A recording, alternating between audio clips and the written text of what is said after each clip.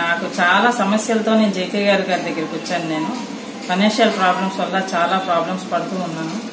దానికోసమని జేకే గారి దగ్గరికి వస్తే నాకు సరైన పరిష్కారాన్ని చూపించారు. దానివల్ల చాలా హ్యాపీగా ఉన్నాను ఇప్పుడు. ఓం నమ శివాయ. శ్రీమాత్రే నమః.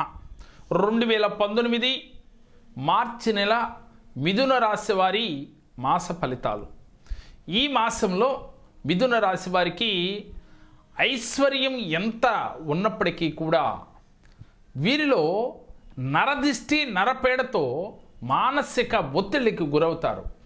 ఎక్కువగా దూర ప్రయాణాలు చేయాల్సిన పరిస్థితులు ఏర్పడతాయి.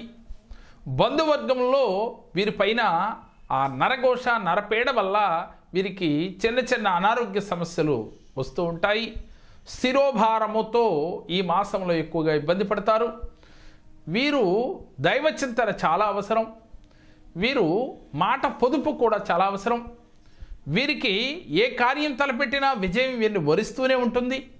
కానీ ఎప్పుడైతే నరపేడ నరఘోష వీరికి ఈ మాసంలో ఎక్కువగా ఉండుట చేత అన్ని విషయాలలో కన్నా ముందు ఆరోగ్య విషయంలో కొంచెం జాగ్రత్త వహించవలసినదిగా తెలియచేస్తూ ఉన్నాం.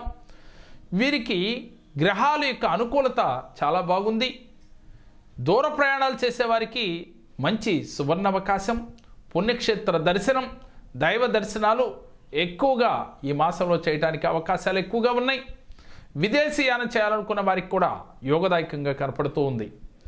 ముఖ్యంగా భార్యాభర్తల నడుమ చాలా జాగ్రత్త వహించాలి. వీరిని చూసి ఎదుటివారు కుళ్ళుకునే పరిస్థితి ఈ మాసంలో ఎక్కువగా కనపడుతూ ఉంది.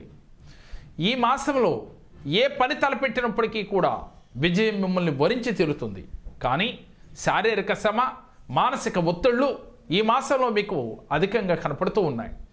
సినీ కళాకారులకి అన్ని విషయాలలో ఆనందదాయకంగానే ఉంటుంది. కానీ ఖర్చు కొంచెం ఎక్కువగా ఉండటం వల్ల మానసిక ఒత్తిళ్లకు గురవుతారు.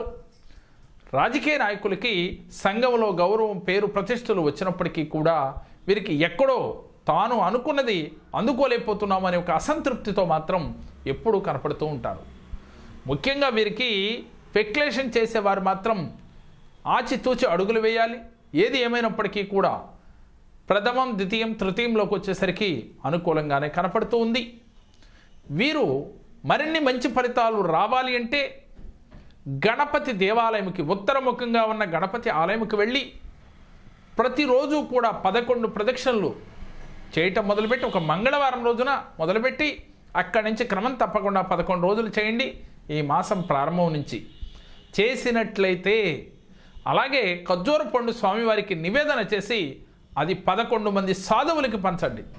ఇలా గనక ఈ మాసంలో యొక్క 11 రోజులు గనక చేసినట్లయితే ఈ మాసంలో వచ్చే ఇబ్బందులన్నిటినీ కూడా చాలా ఈజీగా, సునాయాసంగా ఎదుర్కోగలుగుతారు. మీ జీవితంలో ఆనందకరమైన పరిణామాలని చవిచూస్తారు. మెంటల్ టెన్షన్, నరఘోష, నరపీడని పారదోలేటట్లుగా ఈ చిన్న క్రియ మీకు బాగా ఉపయోగపడుతుంది. నమ్మకం ఉన్నవారు ఆచరించండి. దాని ఫలితం ఏమిటనేది మీకే అర్థమవుతుంది. మేము చెప్పిన ఈ వీడియో మీకు నచ్చినట్లయితే లైక్ చేయండి, మీ ఫ్రెండ్స్కి షేర్ చేయండి.